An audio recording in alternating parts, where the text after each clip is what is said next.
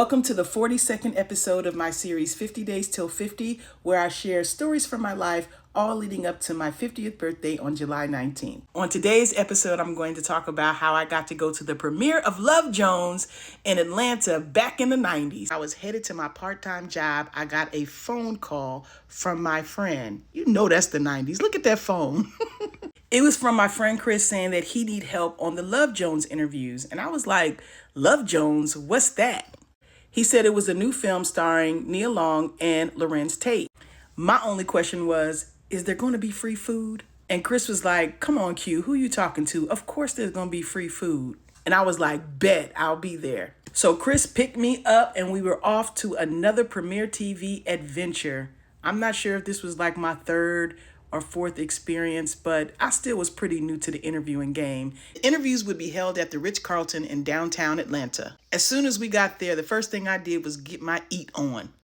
What I loved about this experience was I didn't have to do any interviews at all. I actually got to just chill and be a plus one. The first interview we did was with Nia Long, and we were the only camera crew there, so there was a bunch of other people asking questions. But here comes the embarrassing part. Nia Long has shared a story about how her fans thought that she was so down to earth because when she was in the grocery store and they stopped her, she gave them an autograph. Now, why did I think at this moment it was the time to say, oh, Nia, can I get an autograph? And she was like, sure. I was like, no. I was just trying to see if you were really telling the truth about doing it for a fan and being down to earth. Can we say funeral silence in the room? I had one job, to be quiet, and I ruined it. I was so embarrassed because I was just trying to be funny, but the joke didn't land. I bombed on stage, okay?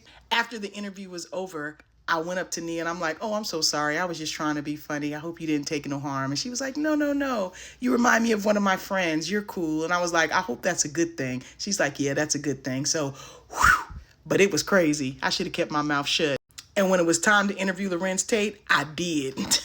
However, I did tell them, now when we get to this movie premiere tonight, don't be acting like you don't know me. Larenz is like, nah, we not like that.